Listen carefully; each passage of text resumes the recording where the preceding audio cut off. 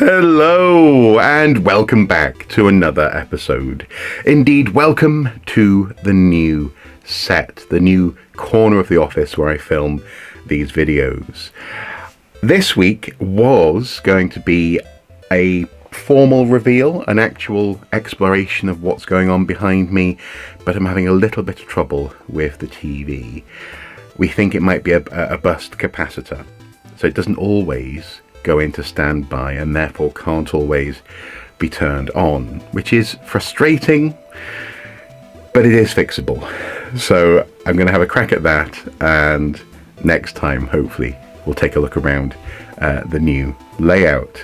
But today I want to talk to you finally about my lightsaber.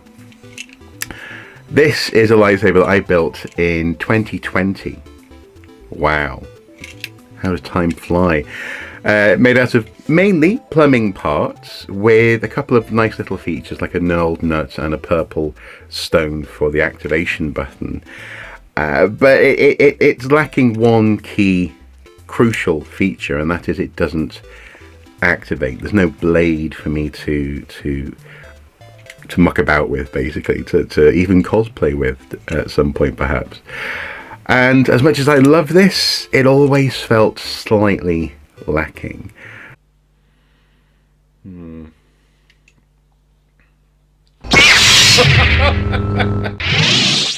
Yeah, I was able to do a special effect for the making video, which was lots of fun, and I do still love this thing for what it is. But what it isn't is what I wanted it to be in its entirety.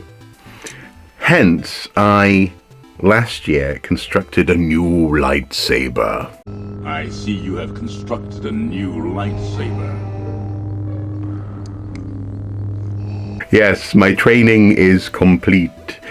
And this is based on a standard, fairly cheap lightsaber that you can get off TikTok shop, actually. But it incorporates lots of the design cues that I love about my original build. But crucially, it has a functioning activation mode with a blade. Just feels so much cooler to actually have this thing. Now,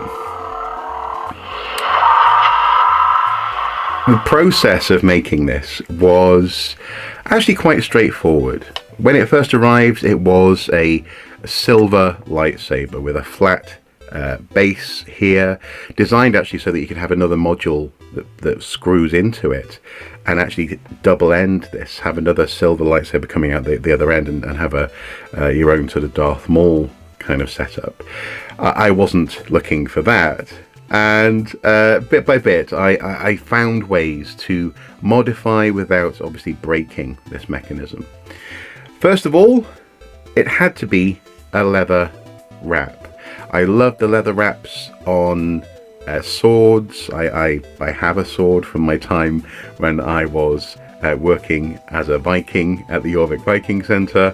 It just feels right in the hand, and it's one of the things I was most proud of with this build, actually, was finding a way to wrap it and use rivets to attach the wrap to the blade. In this instance, we couldn't do that. I couldn't rivet it because actually it's quite a thick aluminium pipe. I think anyway. The lightness of it means it feels like aluminium, but it might be some other metal. But regardless, it was too thick to use rivets, so I carefully drilled, tapped and screwed attachment points for the leather into the lightsaber.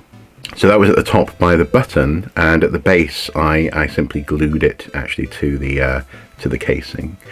Around the emitter, which actually itself also unscrews, I wanted to have more leather. And so I did a sort of a leather chase around the lightsaber, which I think looks quite good. So it's 3 strips of leather, 2 thin, 1 thick, and again just finishes off and balances out. It was said that you would bring balance to the Force! Yes, balance. In all things. Balances out the leather above and below the activation button. Next, I wanted to do something about that button, because the button on the standard issue version is it's flush more or less with the casing, and it looks like something you might get on a coffee machine or something like that. Whereas, of course, following the design key from my original lightsaber build, I wanted to have a purple activation stone. I had an extra knurled nut left over from that build, and I was able to pop the button off. It was actually a metallized plastic button, and then carefully drill into the activation mechanism in order to put a little rod in that I could attach this button to. That was probably the most dangerous part of this whole build in terms of ruining it, actually. Thankfully, it didn't, and after some hairy moments, there was just enough taken out of the activation mechanism to insert a small piece of wire, essentially a metal dowel, onto which I could securely attach the knurled nut and the foil-backed purple stone for the activator. And I mean, you could say it stands a bit too proud of the lightsaber. I think it gives it a sort of steampunky aesthetic, actually, possibly even more so than it did on this guy. Here it is sort of slightly recessed into the plastic of the black housing there. Here it's very much sitting proud, and I like it though. I like it, and it feels so good to push that button. Really good. Also note, just beneath the button there is a little red LED actually as well, as part of the original activation mechanism and button, so that's quite pleasing in terms of functionality. After that, I needed to think about the ends of the lightsaber. The top was this piece of metal, but it was the same color as the rest of the casing. It was that sort of silver color, and I wanted it to be more like the knurled nut, actually. The copper housing of the emitter, I think, would reflect well with the leather, or go well with the leather and the knurled nut. And that would be one aspect of this lightsaber that I would be improving, definitely, is having a sort of coherence of sort of naturalish, naturalistic, earthy type colors in its metal landscape, I suppose, in the topography of the thing.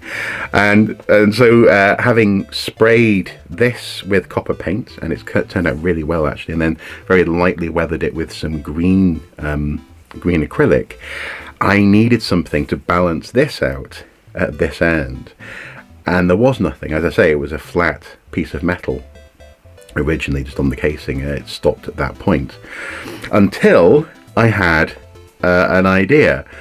Why not cannibalize a sort of lightsaber-ish like toy, a light up fluorescent green plastic tube, basically, and put it on the bottom of the lightsaber as a sort of like a hilt, I suppose, or a terminus, I guess, a terminal ending on the handle. And it just gives you that sort of slight two-handed length, a bit more, as it were, to rest your little finger on. Well, certainly in my hands, my little finger on the bottom of the lightsaber feels more comfortable in the hand in that sense. Previously, when I tried to grab it, it was a case of, having to hold it really tight and up top, and it just felt weird. So having this bit on the end, again, spray painting it copper, weathering it, putting some extra holes in the housing as well, just to give it some sense of functionality in terms of maybe as a heat sink or airflow, felt appropriate. And yeah, it looks and works really well. It also actually acts as a storage place for this tiny little Allen key, which is actually what you use in the at the top of the lightsaber to adjust, just in there, to adjust the lightsaber and tighten the blade in place. So you can just place it in place, which is what I tend to do, and then drop the Allen key apparently, but also you can tighten it up so actually it's sort of secure and somewhat ready for dueling.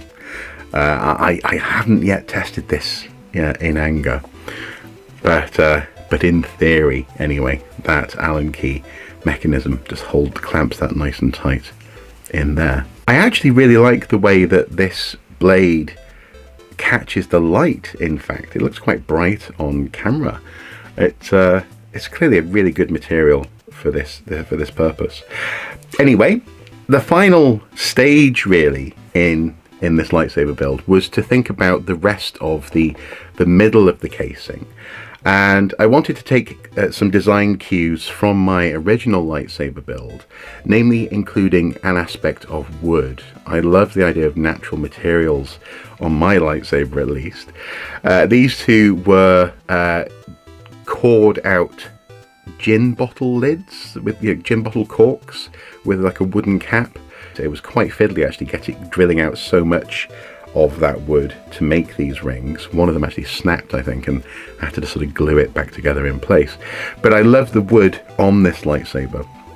In this instance, I couldn't really justify putting massive rings on, but I did take some sticky back vinyl, some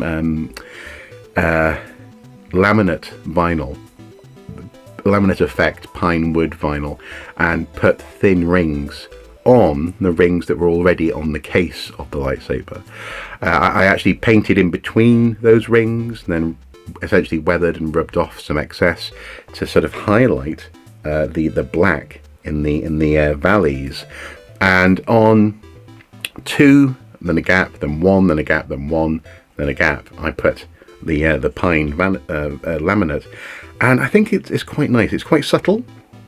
It's not as obvious as the wood and the wood grain, I suppose, on the original lightsaber build, but I think it works quite nicely. This little bit of wood next to leather, next to copper, next to a purple button on the lightsaber. I think it just sets it all off quite nicely. Finally, I decided I wanted to do something about this section. It was just plain metal, and I decided to take my Dremel and engrave a somewhat intricate, fairly meandering doodled pattern onto the metal. Again, filling it in with black paint and then rubbing off the excess. It just means it just got some visual interest in and around the USB-C port for charging the electronics of the device, and all in all, I think it's quite a nicely balanced piece. I'm really happy with it, and I'm especially happy with the fact that it does have the functionality. It also actually as well reacts quite well to bashing as well. It's not the full, it's not the full expensive NeoPixel lightsaber experience, but it's got enough to give me that experience that I'm after, at least when I'm brandishing my lightsaber. And there you have it, my second lightsaber build, and I'm really pleased with it. I'm really proud of this. It's an elegant weapon for a more civilized age. Incidentally, this lightsaber doesn't just glow purple. With a single press of the button, you can change the color through various shades and different hues. In fact, it's so bright on screen, it's hard to actually see. You can see at least the light reflecting off me and the background there. And I suppose an actual lightsaber would be alarmingly bright, wouldn't it? But yes, so it can change colour. I just happen to like my lightsaber purple. Matron! And then to turn it off, you hold the button down. There we go. The final thing I did for my lightsabers now was I went and found a stand. This is a fairly inexpensive stand for, technically speaking, replica Japanese swords. The guy I got this from was very interesting, shall we say. He lived in Gateshead, had a very small flat crammed with weaponry, and this was broken actually. I think it might even have been free, if not very cheap, maybe just a couple of pounds to buy. I had to shorten its width, so the base piece here I shortened, painted the whole thing up, put some red felt on the surfaces that would be holding and cradling the lightsabers, and it works really well actually as a lightsaber stand in the living room. And of course I put the blade on the lowest tier there because I need to put it somewhere. Oh, I love this lightsaber. I love it. I love this little lightsaber, I do. Hopefully you've enjoyed hearing about this. It's been useful, or maybe at the very least entertaining. Thank you so much for watching. Until next time, do take care. Bye bye. Yes! Yes! Oh, I just discovered another functionality. If you double press the button, which I did by accident just then, it goes into crazy flashing mode.